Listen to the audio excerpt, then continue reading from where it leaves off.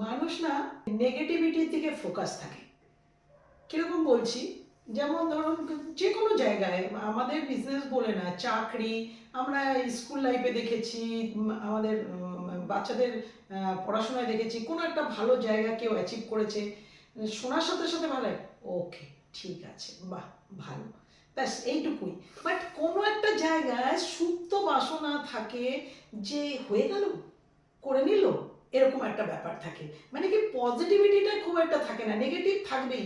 এত যে কষ্ট করে অ্যাচিভ করলো, এত যে কষ্ট করে গাড়ি বাড়ি আমরা যে বানাচ্ছি, এই সব কিছুর মধ্যেও কিছু মানুষ আপনার থাকবে যারা উত পেতে বসে থাকবে, কখন একটা ছোট্ট ভুল, একটা ছোট্ট নেগেটিভ, একটা ছোট্ট কোনো প্রবলেম, ব্যাস।